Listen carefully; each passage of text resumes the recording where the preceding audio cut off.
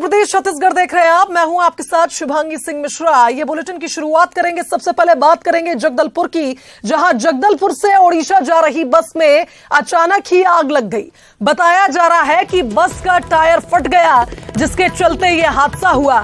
बोरीगुमा पहुंचते पहुंचते बस में आग भड़क गई। देखते ही देखते पूरी बस में आग फैल गई। तस्वीरें आप देखिए, ये तस्वीरें आपको विचलित कर सकती हैं, कितनी भयावह ये तस्वीरें हैं।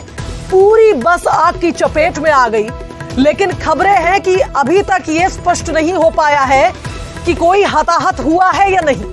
ओडिशा के बोरीगुमा क्षेत्र का ये मामला है, जहां एक यात्री बस में अचानक ही आग भड़क गई और देखते ही देखते पूरी बस जलकर राख हो गई। दो तस्वीरें आप टीवी स्क्रीन पर देख रहे हैं। पहली तस्वीर जिसमें आग लगी हुई है, साफ नजर आ रहा है, और दूसरी तस्वीर जब आग बुझा दी गई है उसके बाद बस के अंदर की ये तस्वीरें हैं, जहां पूरी बस जलकर राख हो चुकी है।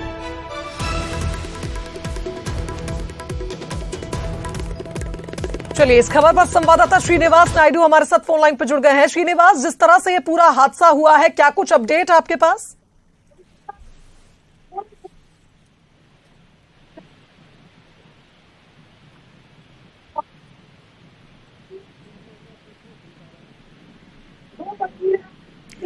श्रीनिवास, कब हुआ ये हादसा, क्या कुछ अपडेट आपके पास? जी, बता दूं कि रोजाना की तरह जगदलपुर से उड़ीसा की ओर जाती है बस, निजी बस है, गुप्ता ट्रेवल्स है, उमरकोट तक जाती है बस। और जगदलपुर के काफी यात्री जो सफर करते हैं उड़ीसा की ओर, तो अचानक आज सुबह लगभग 6 से 7 बजे के बीच जैसे ही उमरकोट पहुंची यात्री बस, वही उसी दौरान जो बस का टायर फट गया और टायर फटने के बाद बस रुक गई और टायर में आग लगी। लेकिन ड्राइवर की सूझबूझ से सभी यात्रियों को तत्काल ही बाहर निकाला गया और सभी यात्री फिलहाल सुरक्षित है। और देखते देखते पूरे बस में आग लग गई। आग पूरी तरह भड़क चुकी थी और इतनी जबरदस्त आग लगी कि आसपास लोगों ने बुझाने की भरकस कोशिश की। उसके बाद फायर ब्रिगेड को तत्काल सूचना दी गई। फायर ब्रिगेड मौके में पहुंचा, आग बुझाने की कोशिश की गई, लेकिन बस पूरी तरह से जलकर खाक हो चुकी है। जी चलिए, शुक्रिया श्रीनिवास तमाम बातचीत के लिए। फिलहाल गनीमत है कि इस हादसे में कोई जनहानि नहीं हुई है। आगे बढ़ेंगे। अंबिकापुर की सीतापुर विधानसभा क्षेत्र में कई गांव आज भी मूलभूत सुविधाओं से वंचित हैं, जहां ना तो सड़क है, ना पुल है, ना ही एम्बुलेंस है, जिससे ग्रामीणों को कई तरह की समस्याओं का सामना करना पड़ता है।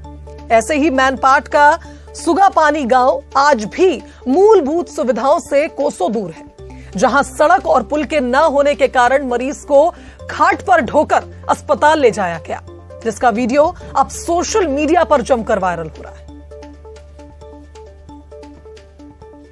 बहुत जनसंख्या है। शुरुआत है असगावा से नदी इस पार, तो मतलब कि गिरडही, सुगापानी, ढाबपारा, उचिटपारा और यहाँ से लेकर के वो लब्जी जामा तक यहीं में आना जाना करते हैं। मतलब 16 पाइप है, जो गांव वाला मन हमन अपना हिसाब से हर समय हर साल मतलब हमन हमें बनात हन और बरसात में बह जाए। असगावा से सुगा 500 रोड नहीं है, मरीज ला ढो ले जात हन। पुचिट पारा, ढाप पारा, गोलिया खुत्ती, तुर्रा पारा, ये कर आदमी जनसंख्या कर रोड नहीं है। का कर ढो के ले जात हन। पगडंडी डगर बनाए हैं, आम जनता मन बनाए हैं, जब पैसा जुटा चंदा करके बनाए हैं। वहाँ भी जनपद में दे देखा था, ब्लॉक में दे देखा था, विधायक माध्यम में दे देखा था, कोई सुनाई नहीं है। हमार डगर में डो के मरीज ला ले जाता नदी में नकाता हन, ओकर लेकिन नहीं सुने। कोनो सरकार ना कोनो प्रशासन नहीं सुने, ना कोनो विधायक मंत्री नहीं सुने। हमन कैसे कराब, ये के समर गुजारा। जिन बढ़ते हैं, भोपाल से बड़ी खबर आपको बताते हैं, जहां मंत्रिमंडल विस्तार को लेकर असमंजस की स्थिति बरकरार है। आज मंत्रिमंडल विस्तार होना मुश्किल नजर आ रहा है, क्योंकि मुख्यमंत्री शिवराज सिंह चौहान छिंदवाड़ा दौरे पर है। मंत्री बनने के दावेदारों का इंतजार और बढ़ गया है, क्योंकि खबरें ये भी हैं कि आज मुख्यमंत्री भोपाल में नहीं है और कल राज्यपाल मंगू भाई पटेल मध्य प्रदेश के बाहर दौरे पर रहे। सीएम शिवराज सिंह चौहान आज रात सारणी में ही रात्रि विश्राम करने वाले हैं और ऐसे में अब कुल मिलाकर यह देखा जा रहा है कि जो असमंजस की स्थिति है वो बरकरार ही रहने वाली है, क्योंकि आज मुख्यमंत्री शहर में नहीं है और कल राज्यपाल प्रदेश के बाहर।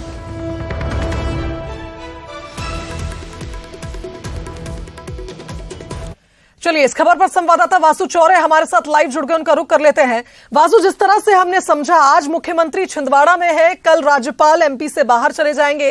कुल मिलाकर दावेदारों के मन में यही सवाल, कब होगा मंत्रिमंडल विस्तार? निश्चित तौर पर शुभांगी, देखिए ये तो लगभग तस्वीर साफ हो चुकी है कि मध्य प्रदेश में मंत्रिमंडल का विस्तार होना तय है, क्योंकि आज सुबह जब हम गौरीशंकर बिसेन से बात कर रहे थे, जिनका नाम प्रमुखता से सामने आ रहा है, उन्होंने साफ तौर पर कहा था कि उन्हें भोपाल में रहने के लिए कहा गया है, मंत्रिमंडल का विस्तार होना तय है।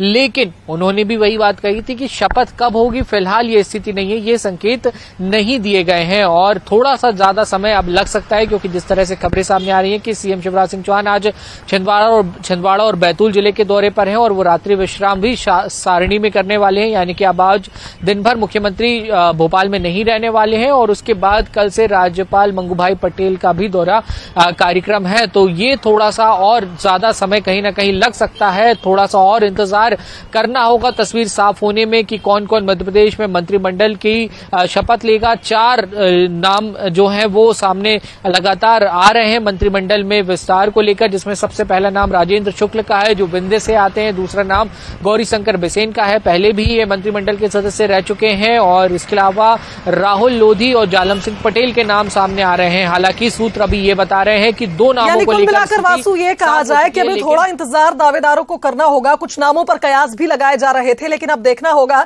कि कब तक ये मंत्रिमंडल विस्तार होता है। फिलहाल बहुत शुक्रिया आपका तमाम बातचीत के लिए।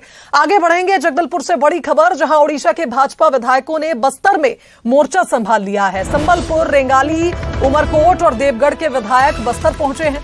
28 अगस्त तक बस्तर दौरे पर ही ओडिशा के भाजपा विधायक रहेंगे और भाजपा के विधायक चुनाव की तैयारियों का जायजा लेंगे। बता दें कि लगातार चुनावी तैयारियों में भारतीय जनता पार्टी छत्तीसगढ़ में भी जुटी हुई है। बस्तर दौरे पर बीजेपी के कुछ विधायक पहुंचे हैं जो जमीनी स्तर पर चुनाव के लिए, पार्टी के लिए क्या माहौल है, ये जानने का प्रयास करें।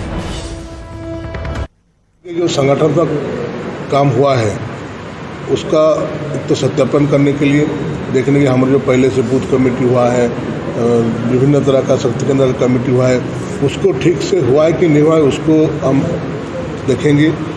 दूसरा चीज़ है संगठन के बाद विभिन्न समाज के विभिन्न वर्ग से मिलेंगे कि कैसे यहाँ क्या स्थिति है और क्या आगे हो सकता है। तो हमारा विचारधारा के विभिन्न संगठन के साथ भी हम बात करेंगे। ये सब कुछ लेकर हमारा जो राज्य के अधिकारी को हम एक रिपोर्ट देंगे, तो कैसे इस सीट को जीतना है। आगे छत्तीसगढ़ में डबल इंजन का सरकार लाना है, भारतीय जनता पार्टी का सरकार आएगा, इसके लिए हम लोग। अगली खबर इंदौर से है, जहां बदमाशों में पुलिस का खौफ नजर नहीं आ रहा। अब एनआरआई के माता पिता को जान से मारने की धमकी दी गई। मकान खाली करने के लिए मकान मालिक ने यह कहा है कि जान से मार देंगे। बताया जा रहा है कि जान से मारने की धमकी दी गई है। आरोपी सुधीर लाड ने फोन लगाकर कहा कि मेरी कविता से मकान खाली कराया तो जान से मार दूंगा। डीआईजी, आईजी, एसपी सबको फोन लगा लेना। घर में घुसकर पति और पत्नी को जान से मारने की धमकी दी गई है। फिलहाल पुलिस इस मामले की जांच कर रही है।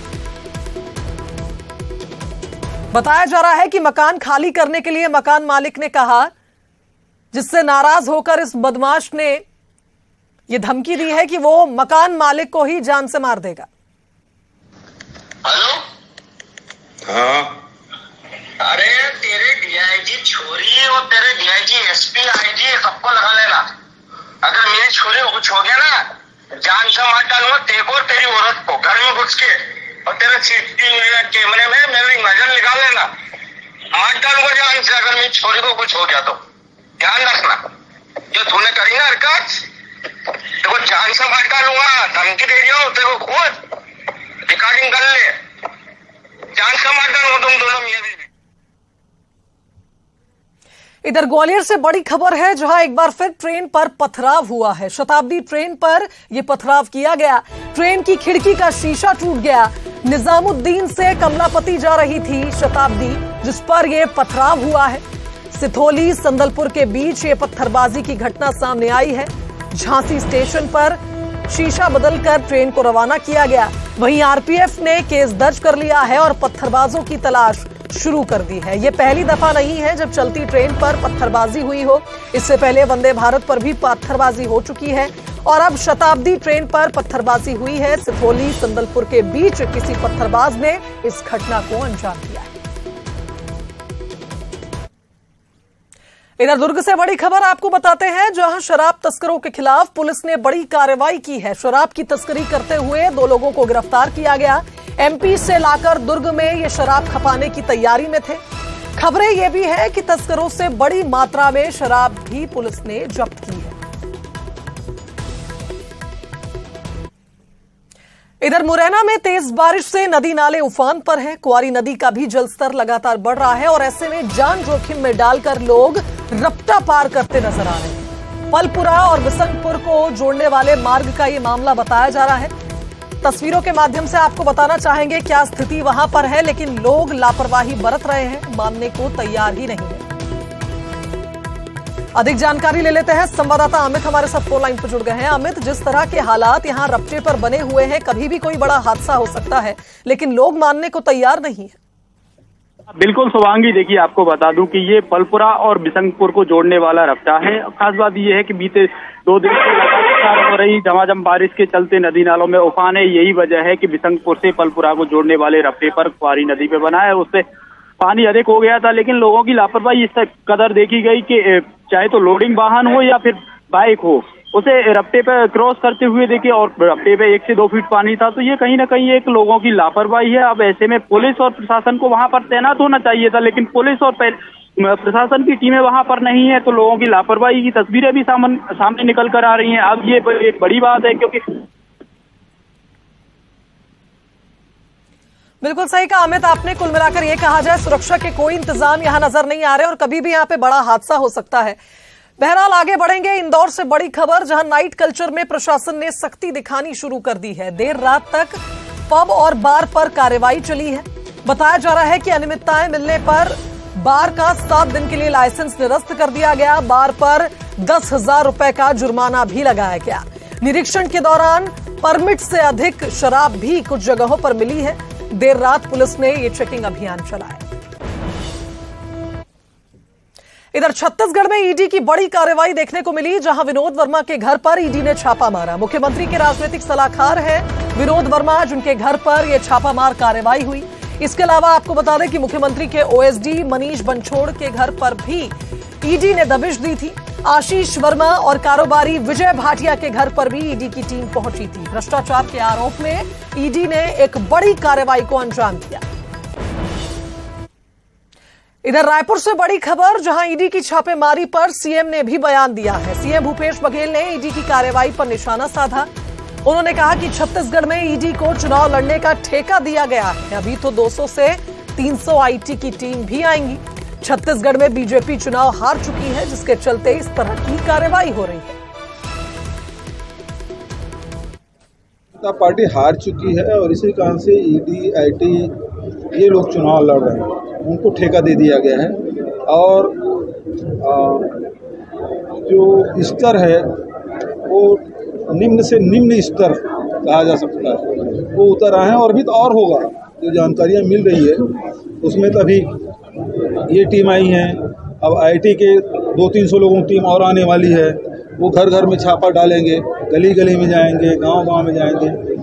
तो इसका मतलब ये है कि वहीं इस पूरे मामले पर अब बीजेपी ने भी निशाना साधा है। कांग्रेस की सरकार पर नेता प्रतिपक्ष नारायण चंदेल ने निशाना साधा है। उन्होंने कहा कि प्रदेश की सरकार भ्रष्टाचारी है।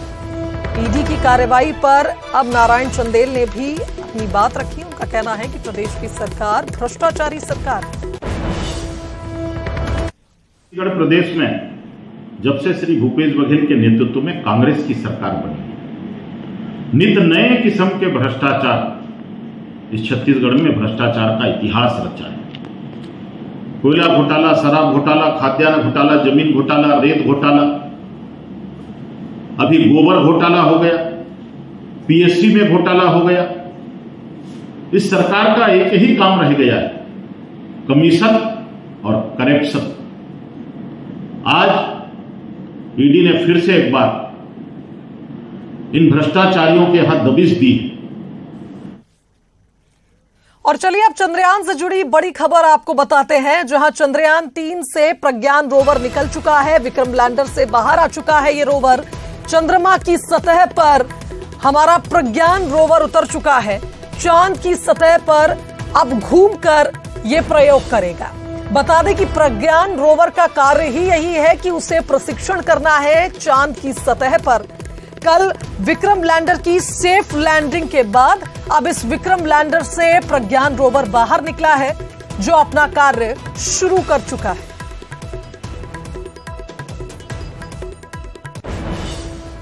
इधर केंद्रीय गृह मंत्री अमित शाह ने चंद्रयान 3 की सफलता पर इसरो के वैज्ञानिकों को बधाई दी है। अमित शाह ने कहा कि हमारे वैज्ञानिकों को इस मिशन को ऐतिहासिक सफलता बनाने के लिए धन्यवाद।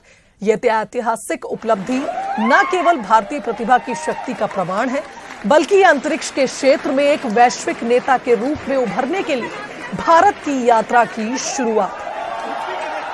हम के लिए गौरव का दिन है।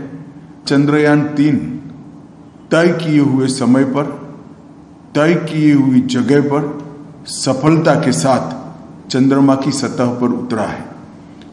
मैं इस मौके पर सबसे पहले तो देश के सभी 140 करोड़ लोगों को बहुत बहुत मन से बधाई देना चाहता हूं कि आजादी के अमृतकाल में हमारे देश को अंतरिक्ष के क्षेत्र में एक बहुत बड़ी सफलता मिली है, जो हम सब के लिए गौरव का विषय है। इसके साथ अथक मेहनत और बहुत बारीकी से प्लानिंग कर चंद्रयान को सफल करने वाली टीम चंद्रयान के सभी वैज्ञानिकों और सभी इंजीनियरों को भी मैं हृदय से बहुत बहुत बधाई देना चाहता हूं। और अब बात करेंगे बाघ के चहलकदमी की, जहां बाघ जंगल से निकलकर हाईवे पर आ गया। तस्वीरें खरगोन के जाम घाट की है, जहां एक बाघ जंगल से निकलकर सीधे हाईवे पर आ गया और आराम से चहलकदमी करते हुए निकल गया। वायरल वीडियो हाईवे से गुजरने वाले कार चालक ने बनाया, जो अब तेजी से वायरल हो रहा है।